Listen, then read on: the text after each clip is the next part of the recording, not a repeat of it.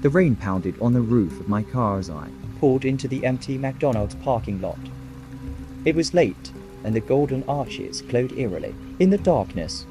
I hadn't planned on stopping here, but the storm had intensified, and I needed a break from the relentless downpour. I pushed open the creaky door and was greeted by the faint smell of grease and stale fries. The interior was dimly lit, with flickering, fluorescent lights casting eerie shadows on the faded red and yellow tiles. A chill ran down my spine as I approached the counter. There was an unsettling stillness in the air, and I couldn't shake the feeling that something was off.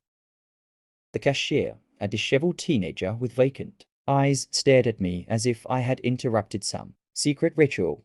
"Can I help you?" he mumbled, his voice monotone. I ordered a coffee, hoping the warmth would chase away the unease settling in my bones. As I waited, I glanced around the empty dining area. The tables were sticky, and the plastic chairs seemed to groan beneath an invisible weight. The low hum of the fluorescent lights above added to the eerie ambience. My coffee arrived, and I took a hesitant sip. The taste was bitter, and I shuddered as a cold draft swept through the restaurant. I noticed a door at the back, slightly ajar. The sign above it read "Employees Only," but curiosity got the better of me. Pushing the door open, I found myself in a narrow hallway that led to a dimly lit story room. Cardboard boxes were stacked haphazardly, and the air felt thick with a strange energy. As I explored, I stumbled upon an old, dusty uniform that looked like it hadn't been worn in years. Suddenly, I heard a faint whisper, a chorus of voices echoing in the confined space. "Join us," they seemed to say, the words sending a shiver down my spine. I turned to leave, but the door slammed shut with a force that felt unnatural. Panicking, I fumbled with the handle, desperately trying to escape. The whispers grew louder, filling the air with a sinister melody. Shadows danced on the walls, taking shape as figures that seemed to move independently of any light source. In the midst of my terror, the room's temperature plummeted, and my breath formed visible clouds in the air. The whispers intensified, now sounding like distorted laughter. I closed my eyes, praying for release from this nightmarish ordeal. Just as suddenly as it began, the door swung open, and I stumbled back into the empty McDonald's. The lights flickered, and the once vacant cashier now grinned at me, his eyes glowing an unnatural shade. "Come back soon," he whispered, and I fled the restaurant, haunted by the unsettling experience in the fast food abyss. As I drove away, I couldn't shake the feeling that I had glimpsed something beyond the mundane, something that lurked in the hidden corners of that seemingly ordinary McDonald's. The rain continued to pour, washing away the remnants of a night I would never forget. The night was dark and stormy, the kind of evening that sends shivers down your spine. I was driving through a desolate stretch of road, hunger gnawing at my stomach. As I approached a dimly lit sign, the golden arches of McDonald's emerged from the shadows, like a beacon of greasy comfort. Ignoring the uneasy feeling that had settled in the pit of my stomach, I pulled into the nearly empty parking lot.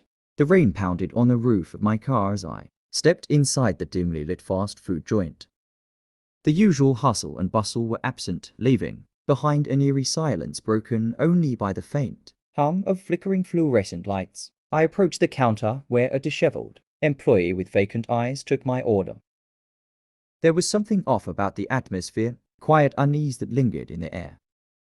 The cashier handed me a bag without a word, and as I turned to find a seat, I noticed a strange figure in the corner of the restaurant.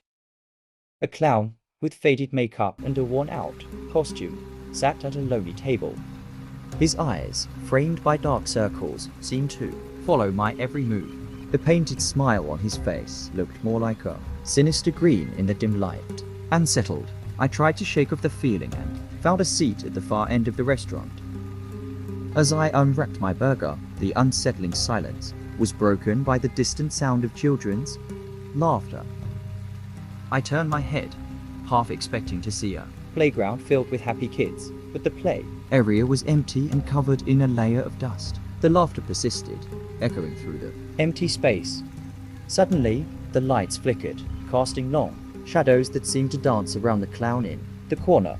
The once empty restaurant now felt crowded, as if unseen eyes were watching my every move. The laughter grew louder, more distorted, and I felt a cold breeze rush past me, extinguishing The flickering candles on the deserted tables, my heart raced as I glanced back at the clown. only to find him gone. Panic set in, and I fumbled to gather my belongings, the echoes of laughter now replaced By a sinister whisper that seemed to come from the very walls of the restaurant. Join us, it urged, sending chills down my spine. I rushed towards the exit, the once empty parking lot now filled with shadowy figures that Seemed to materialize from the darkness. I threw open the door and sprinted to my car, the whispering still lingering in my ears. As I drove away, I couldn't shake the feeling that I had encountered something otherworldly in that seemingly ordinary McDonald's. The rain continued to pour, washing away the Lingering sense of dread. But the memory of that haunted fast food joint would stay with me, a chilling tale to share on stormy nights.